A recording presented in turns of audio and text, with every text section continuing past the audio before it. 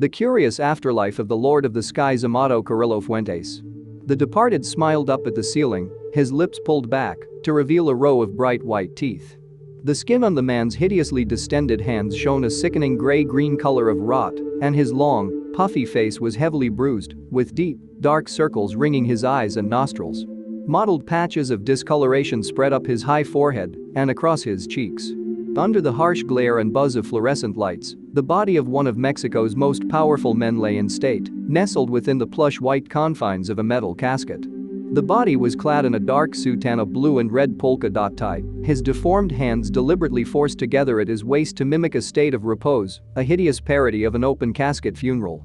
In the place of mourners, photojournalists pressed up to the edge of the casket, inches away from a man who just days before could have, with a wave of his hand, ordered unspeakable violence against anyone insane enough to have treated him with such disrespect. Along one wall, a row of men, some in white lab coats, others in drab, police-issue suits, stood with grim discomfort written across their faces as shutters clicked. This ghastly wake in a government building in Mexico City on July 8, 1997 was the first glimpse of a man whose name much of the country knew but few dared to utter. Amado Carrillo Fuentes, the Lord of the Skies, the boss of Ciudad Juarez, and arguably the most powerful criminal kingpin in the nation's history was dead, and his rotting corpse was displayed for all to see. It was perhaps one of the most macabre press scrums in history, and a bitterly ironic fate for a man who had so carefully seen to it that so few photos of his likeness existed. News of Amado's death had begun to filter out days before. According to the Mexican Attorney General's office, known by its Spanish acronym as the PGR, Amado had died on the operating table while undergoing plastic surgery to alter his appearance and liposuction.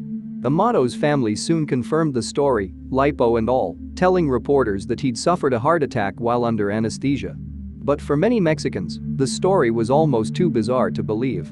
The PGR had invited reporters to see the body in hopes of dispelling any rumors or suspicion about Amado's fate. It didn't work. The idea of Amado faking his death and vanishing into retirement flourished in Mexico's bustling rumor mills. One doubter, a barber cutting the hair of a Los Angeles Times reporter, insisted that the key to the cover-up lay in the corpse's decaying limbs. "Those aren't his hands," the barber said. "Those are the hands of a classical pianist. Some poor unfortunate person." In the nearly quarter century that has elapsed, a host of rumors and conspiracy theories have, unlike Amado, stubbornly refused to die, even in the archives of the wire service agent's press, which listed a photo of Amado's alleged body. In 2015, the idea found new life thanks to an article published on the English-language site of the Venezuelan state-sponsored news network Telesur.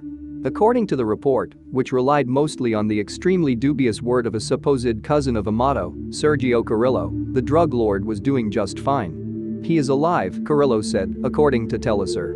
"He had surgery, and also had surgery practiced on some poor unfortunate person to make everybody believe it was him, including the authorities."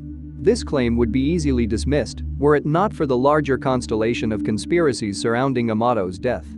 Instead, it's taken on a life of its own in a string of tabloid stories that have repeated Sergio Carrillo's claim. The persistence of such stories has also been helped along thanks to the popularity of the Netflix series Narcos, Mexico, which stars a heavily fictionalized and rather sympathetic version of Amado. In the third and final season, Amado takes center stage as the show follows a greatest hits summary of his empire building and eventual fall from grace. In one of the final scenes, a moody Amado is shown prowling around the empty operating room prior to his surgery, and the narrator says outright that Amado has died. But then the show slyly drops an Easter egg to superfans in the form of a final post-credits scene. As Amado's girlfriend wanders about in a seaside mansion, the camera cuts to a shot of a toy airplane that her lover had given her. The myth has resonated for a reason in Mexico, where a toxic mix of authoritarian governance, pervasive corruption, a powerful criminal underground protected by the state, and shrouded in lies and half-truths has fueled a highly justified skepticism of any official narrative. Here, for the first time, is the most complete account of one of the strangest chapters in the annals of Mexico's drug war. Speaking publicly about the episode in detail for the first time, agents of the Drug Enforcement Administration who helped identify the body and confirm his death have laid out the full story behind one of the strangest incidents in the annals of the war on drugs. Lord of the Skies. Like virtually every major drug trafficker of his generation, Joaquin El Chapo Guzman Lara, Benjamin, and Ramon Arellano Felix, Ismael Mayo Zambada Garcia. Amado was a native of the northwestern state of Sinaloa, that long, thin state in Mexico's northwest whose western borders greet the waves of the Gulf of Cortez and whose eastern borders end in the highlands of the Sierra Madre Occidental. It's a rugged, hardscrabble region populated by ranchers with weather-beaten faces and farmers who for the better part of a century represented the bottom rung of the marijuana and opium trade in the Western Hemisphere. Amado and his 10 siblings grew up in a tiny settlement in the scrubland just north of Navolato, a tough little breadbasket town surrounded by fields of sugarcane, maize, and wheat. Also, like many of his fellow future kingpins, Amado's family had been involved in the drug business in one way or another since who knows when. It was a more humble business back then, small-time farmers selling opium and weed to small-time traffickers who brought the stuff north to the border. But thanks to the booming demand for marijuana in the late 1960s and the shutdown in 1972 of the main pipeline for Turkish heroin from Europe to New York, Sinaloa's illicit economy became turbocharged. So it helped that Amado's uncle was one of those traffickers. A murderous brute of a man, Ernesto Fonseca Carrillo, better known as Don Nito, was by the 1980s a key partner in the trafficking network often referred to as the Guadalajara Cartel. It was the advent of the cocaine boom when Mexican traffickers began to branch out from weed and dope and made use of their existing smuggling routes to move Colombian cocaine, and the cash flowing back south twisted and perverted every facet of society. Amado was an innovator in his own right and is often credited as a pioneer of moving drugs by airplane, overseeing ever larger fleets of ever larger planes groaning under the weight of ever larger shipments of Colombian coke. This vocation earned him the nickname El Señor de los Cielos, or the Lord of the Skies, and made him fantastically wealthy, with money to buy as many cops, judges, generals, and politicians as he needed to stay on the right side of things. As the criminal landscape in Mexico shifted in the late 1980s following the breakup of the old guard in Guadalajara, Amado had relocated to Ciudad Juarez, a sprawling desert city just across the Rio Grande from El Paso, Texas. With its bustling border crossing that sees billions of dollars in cargo cross each way every year, an economic engine that leapt into overdrive with the passage of the North American Free Trade Agreement, Juarez was the crown jewel in the constellation of smuggling routes into the United States. The local capos who controlled the Juarez smuggling route, or plaza, soon began to display a curious habit of dying, one after another. Amado, for his part, showed a talent for stepping out from the wings to claim their turf. Amado was a skilled smuggler. He was also a brilliant manager with a head for politics, and he built a vast network of street enforcers, informants in every agency of Mexican law enforcement and military, and connections to powerful friends capable of easily quashing the political will to arrest him. While other traffickers fought bloody turf battles and moved coke, weed, and heroin across remote border crossings in the desert, Amado was consolidating power and largely keeping the peace in Juarez, where he proved a reliable colleague to corrupt officials turned off by the ostentatious violence of his competitors. In a few short years, he had become the most influential drug trafficker in Mexico. But even for a guy with the political savvy that Amado had in spades, remaining atop the tangled web of shifting alliances and competing priorities that dictate the status quo in Mexico was a deadly game, and any number of brand-name narcos who came before him had enjoyed that sweet spot for a time before they attracted too much attention and with it their own expiration date. By the mid-1990s, Amado had become the most powerful drug lord in the country. A guy of absolute, unquestioned integrity. Early in 1997, the balance that Amado had so skillfully maintained was thrown into a tailspin with the arrest of General Jesus Hector Gutierrez Reballo, Mexico's top drug warrior. He had worked closely with agents of the D to pursue trafficking networks and had the endorsement of many in Washington. President Ernesto Zedillo had appointed the general to lead the fight against drugs as part of an effort to cut out the notoriously corrupt alphabet soup of police agencies in favor of the military, which despite its own legacy of corruption and human rights abuses enjoyed a level of trust and respect that most other branches of the government had long ago squandered. Washington had enthusiastically supported the appointment, and General Barry McCaffrey, President Bill Clinton's drug czar, had praised the general as a guy of absolute, unquestioned integrity as recently as in December of 1996.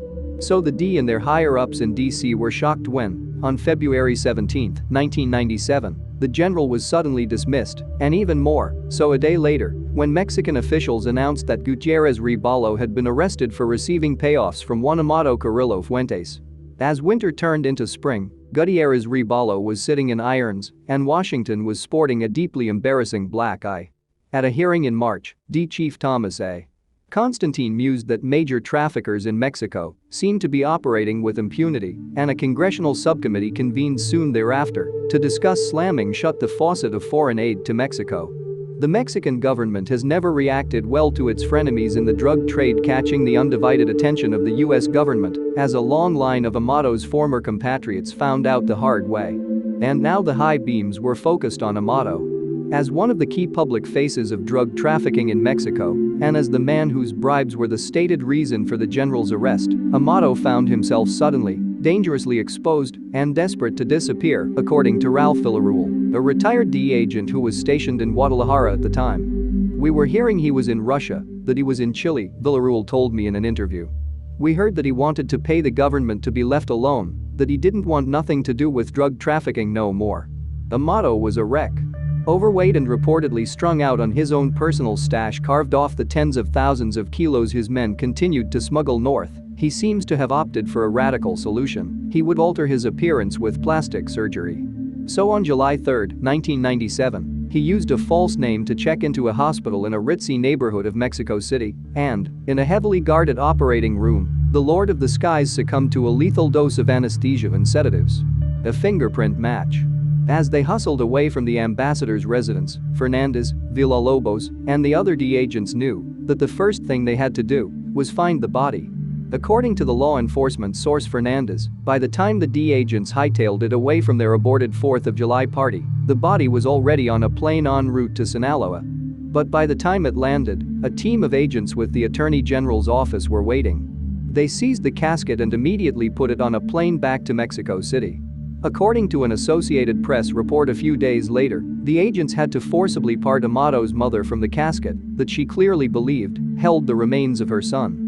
Some of the field agents began to press all their sources for information. But for Villalobos, who had worked as a fingerprint technician with the FBI before joining the DEA, it all came down to the body. And suddenly, he recalled an astonishing fact. The U.S. was in possession of Amado's fingerprints, taken by Border Patrol agents in Presidio, Texas way back in 1985, and later unearthed from the files of the Immigration and Naturalization Service. He got on the phone with his old intelligence office in El Paso and had them overnight a set of the prints to Mexico City, while a Mexican technician did his best to harvest a set from the corpse, which had long since gone stiff with rigor mortis. As the body decomposes after death, the quality of the available prints start to degrade, but after comparing the prints on file with those taken from the corpse, Villalobos was certain. His boss wanted to know how certain he was that this was, in fact, Amado Carrillo Fuentes. Ever precise, Villalobos clarified the issue. "I didn't say that it was Amado. What I said was that the fingerprints that were taken from a young man who resembles the Amado that we all know and was fingerprinted as an illegal alien 20 years ago is the same person as this corpse," Villalobos recalled telling the senior DEA attaché in Mexico City. "Whether it's Amado or not, that's a different matter, but it would have had to been some type of conspiracy over 20 years that some guy was gonna die and they were gonna substitute the body of the guy who was in Presidio, Texas 20 years ago. In other words, it was Amado." The positive ID on the fingerprints that Villalobos made came no more than 72 hours after Amado died in surgery, but already speculation was buzzing about the possible death of the kingpin of Juarez. While Villalobos had been doing his thing, other agents like Mauricio Fernandez had been working their sources and keeping in constant contact with trusted Mexican officials doing the same, and they were starting to get indications from the underworld that the big guy really was gone. Meanwhile, in Mexico City, a forensics expert from Mexico's Attorney General's office held a press conference where he presented the fingerprint evidence. It would have made for a wonderful story. After the confirmation from DEA, after the confirmation from the Mexican government, after the body was returned to Amado's family and buried in his hometown of Guamuchilito, Sinaloa, the myth of Amado's survival began to grow, and it has never really gone away. Even now, Fernandez said he understands why the myth of Amado has clung on for so long. There was a lot of folklore around Amado and who he was, and I think for a lot of people, they wanted to keep that thought alive, Fernandez said. It would have made for a wonderful story, but the fact is that that wasn't the case. It just was not the case. Regardless of where one stands on the fact that Amado Carrillo Fuentes died in July 1997, no one disputes the fact that his death was a turning point, one of the periodic tectonic shifts throughout the history of the war on drugs in Mexico. Amado's younger brother Vicente took the reins, but he didn't have it in him, and people didn't respect him the way they had Amado. The alliances that Amado held together soon started to fray, and that breakdown helped contribute to the staggering wave of violence that washed over Mexico a decade later and has yet to truly recede. This dynamic within Amado's network may have played a part in the myths that sprung up so soon after his death. With a weak leader like Vicente running the ship and its increasingly mutinous crew aground, the idea of a vengeful Amado out there, maybe coming back someday, might have been useful for keeping people in line, according to Jesus Esquivel, a veteran Mexican journalist who was one of the first reporters to break the news of Amado's death. Vicente was weak, and the local criminals knew, and they said, "This is our time," Esquivel told me. So they were playing with Amado's shadow. Larry Villalobos, for his part, still hears the old conspiracy theories from time to time, occasionally from unlikely sources. "I had an FBI agent come up to me less than 10 years ago, and he says to me, 'What if I told you Amado was still alive?'" Villalobos told Insider. "I was like, get the fuck out of here, I don't want to hear that shit. I saw the fingerprints, I made the identification. What are you talking about?" According to Villalobos, the FBI agent was insistent, telling him that a trusted source had recently claimed to have spotted Amado in his old stomping grounds of Ajinga, just over the border from Texas. Even better, the source claimed to know where exactly they could find him. Villalobos was not moved. "I hope the FBI didn't pay too much for that tip," Villalobos said.